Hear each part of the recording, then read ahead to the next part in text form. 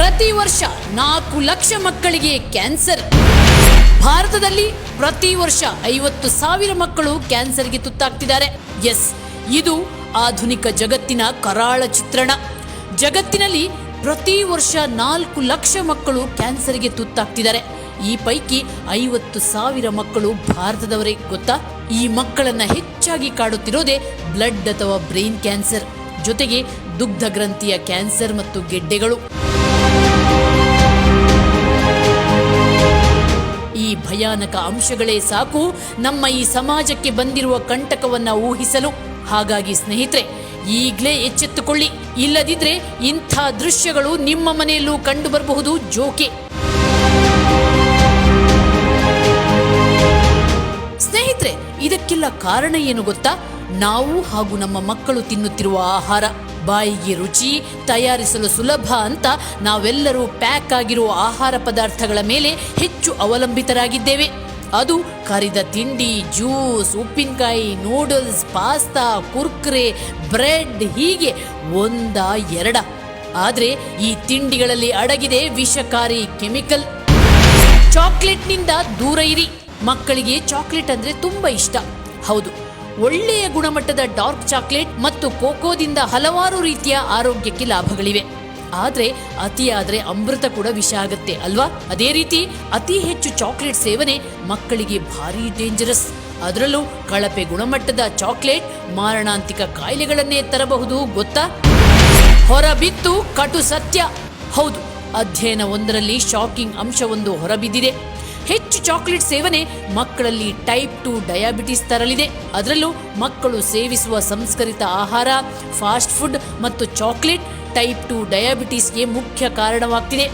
ಅತಿ ಹೆಚ್ಚು ಚಾಕ್ಲೇಟ್ ಸೇವನೆಯಿಂದ ಇನ್ಸುಲಿನ್ನ ಸಂವೇದನೆ ಮೇಲೆ ಪರಿಣಾಮ ಬೀರುತ್ತದೆ. ಇದರಿಂದ ಟೈಪ್ 2 ಡಯಾಬಿಟಿಸ್ ಉಂಟಾಗಬಹುದು. ಹೈಪರ್ ಆಕ್ಟಿವ್ನೆಸ್ಸು ಬರುತ್ತೆ. ಚಾಕ್ಲೇಟ್ನಲ್ಲಿರುವ ರಿಫೈನ್ಡ್ ಸಕ್ಕರೆ ರಕ್ತನಾಳಗಳಿಗೆ ಸುಲಭವಾಗಿ ತಲುಪುತ್ತೆ. ಇದರಿಂದ ಸಕ್ಕರೆಯ ಮಟ್ಟ ಹೆಚ್ಚಾಗುತ್ತೆ. ಇದು ಅಡ್ರಿನಾಲಿನ್ ಉತ್ಪಾದನೆ ಹೆಚ್ಚು ಮಾಡುತ್ತೆ. ಇದರಿಂದ ಮಗು ಹೆಚ್ಚು ಕ್ರಿಯಾಶೀಲತೆಯಿಂದ ಇರುವಂತೆ ಮಾಡುತ್ತೆ. ಅಷ್ಟೇ ಅಲ್ಲ, ಇನ್ನು 1 ಔನ್ಸ್ ಹಾಲಿನ ಚಾಕ್ಲೇಟ್ನಲ್ಲಿ 5 ಮಿಲಿಗ್ರಾಂನಷ್ಟು ಕೆಫೀನ್ ಇರುತ್ತೆ. ಈ ಕೆಫೀನ್ ಲಘುವಾದ ಮೂತ್ರವರ್ಧಕ ಗುಣ ಹೊಂದಿದೆ. ಇದರಿಂದಾಗಿ ನಿಮ್ಮ ಮಗು ಆಗಾಗ ಮೂತ್ರ ವಿಸರ್ಜನೆ ಮಾಡಬಹುದು. ಇದು ಮಕ್ಕಳಿಗೆ ಚಾಕ್ಲೇಟ್ ನೀಡುವ ಮತ್ತೊಂದು ಅಡ್ಡ ಪರಿಣಾಮ. ನಿದ್ರಾಹೀನತೆಯೂ ಕಾಡಬಹುದು. ಜೋಕೆ. ಚಾಕ್ಲೇಟ್ನಲ್ಲಿರುವ ಕೆಫಿನ್ ಅಂಶ ನಮ್ಮ ಮಗುವಿನ ನಿದ್ರೆಗೆ ಅಡ್ಡಿ ಉಂಟು ಮಾಡಬಹುದು. ಇದರಿಂದ ಹೆಚ್ಚು ಚಾಕ್ಲೇಟ್ ಕೊಡುವ ಮುನ್ನ ಯೋಚಿಸಿ. ಬೇಡಾರಿ ಬೇಕರಿ ಐಟಮ್. ಇನ್ನು ಬೇಕರಿ ಐಟಮ್ ಬಗ್ಗೆ ಹೇಳೋದೇ ಬೇಡ ಬಿಡಿ. ಸಾಮಾನ್ಯವಾಗಿ ನಾವು ಬ್ರೆಡ್ ಅನ್ನ ನಿತ್ಯ ಸೇವಿಸ್ತೀವಿ. ಆದರೆ ಈ ಬ್ರೆಡ್ನಲ್ಲಿ ಬಳಕೆಯಾಗುತ್ತಿದೆ 4 ವಿಷಕಾರಿ ಅಂಶಗಳು. ಅವುಗಳಂದ್ರೆ ಸಕ್ಕರೆ, ಮೈದಾ, ಉಪ್ಪು ಮತ್ತು ಹೈಡ್ರೋಜನ್ ತುಪ್ಪ. ಅದರಲ್ಲೂ ಬ್ರೆಡ್ ತಯಾರಿಕೆಯಲ್ಲಿ ಬಳಸುವ ಪ್ರಮುಖ ಕೆಮಿಕಲ್ ಅಂದ್ರೆ ಪೊಟ್ಯಾಷಿಯಂ ಬ್ರೋಮೇಟ್. ಈ ಕೆಮಿಕಲ್ ಅನ್ನು ಬ್ರೆಡ್ ಮಾಡಲು ಉಪಯೋಗಿಸುವ ಹಿಟ್ಟಿನಲ್ಲಿ ಮಿಶ್ರಣ ಮಾಡಲಾಗುತ್ತೆ. ಏಕೆಂದ್ರೆ ಇದರಿಂದ ಬ್ರೆಡ್ ಹೆಚ್ಚು ಕಾಲ ಹಾಳಾಗದೆ ಉಳಿಯುತ್ತೆ ಮತ್ತು ಚೆನ್ನಾಗಿ ಉಬ್ಬಿಕೊಳ್ಳುತ್ತೆ ಅನ್ನೋ ಕಾರಣಕ್ಕೆ ಇದನ್ನ ಮಿಕ್ಸ್ ಮಾಡ್ತಾರೆ.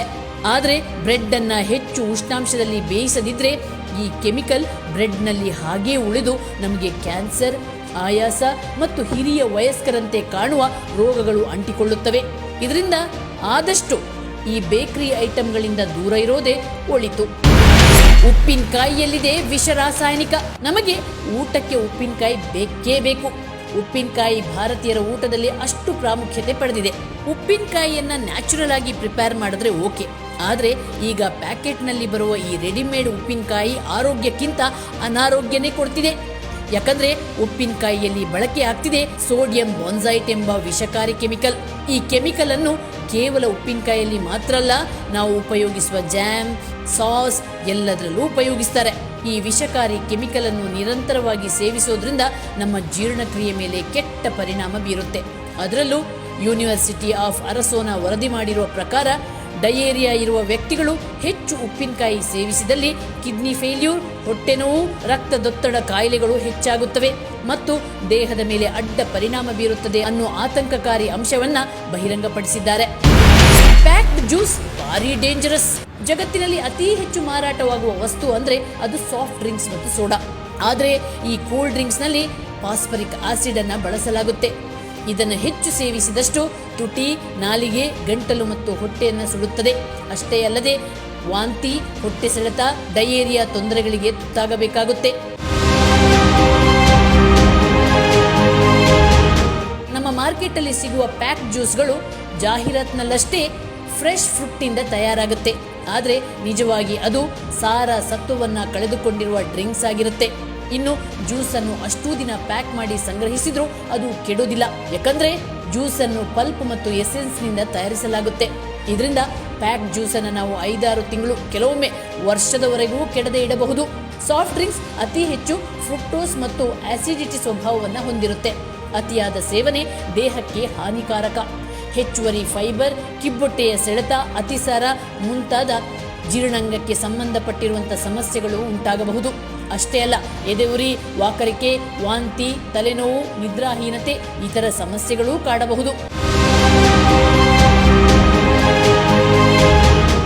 ಮುಖ್ಯವಾಗಿ ಎಲ್ಲಾ ಪ್ಯಾಕ್ಡ್ ಆಹಾರಕ್ಕೆ ಪ್ರಿಸರ್ವೇಟರ್ ಅಥವಾ ಆಹಾರ ಕೆಡದಂತೆ ಮಾಡೋ ಕೆಮಿಕಲ್ ಅನ್ನ ಬಳಸ್ತಾರೆ. ಈ ಕೆಮಿಕಲ್ನ ಅತಿ ಹೆಚ್ಚು ಸೇವನೆ ಕ್ಯಾನ್ಸರ್ ಕಾರಕವಾಗಬಹುದು. ಹಾಗಾಗಿ ಸ್ನೇಹಿತರೆ, ನೀವು ಇನ್ನು ಮುಂದೆ ಕೆಮಿಕಲ್ಸ್ ಬಳಸದ ಆಹಾರಕ್ಕೆ ಆದ್ಯತೆ ಕೊಡಿ. ಬಾಯಿ ಚಪಲ, ರುಚಿಗೆ ಹೆಚ್ಚು ಒತ್ತು ಕೊಡದೆ ಆರೋಗ್ಯಕರವಾಗಿ ಮನೆಯ ಊಟವನ್ನೇ ಸೇವಿಸಿ ಆರೋಗ್ಯಕರ ಜೀವನ ನಡೆಸಿ. ಪ್ರೀತು ಮಹೇಂದರ್, ವಿಜಯ ಟೈಮ್ಸ್. ನಿಮ್ಮ ನೆಚ್ಚಿನ ವಿಜಯ ಟೈಮ್ಸ್ ಆಪ್ ಇದೀಗ ಗೂಗಲ್ ಪ್ಲೇಸ್ಟೋರ್ನಲ್ಲೂ ಲಭ್ಯ. ಗೂಗಲ್ ಪ್ಲೇಸ್ಟೋರಿಗೆ ಹೋಗಿ ವಿಜಯ ಟೈಮ್ಸ್ ಆಪ್ ಅಂತ ಟೈಪ್ ಮಾಡಿ ಫ್ರೀಯಾಗಿ ಡೌನ್ಲೋಡ್ ಮಾಡಿಕೊಳ್ಳಿ. ನಿಮ್ಮ ನೆಚ್ಚಿನ ಎಲ್ಲಾ ಸುದ್ದಿಯನ್ನ ತಪ್ಪದೆ ವೀಕ್ಷಿಸಿ.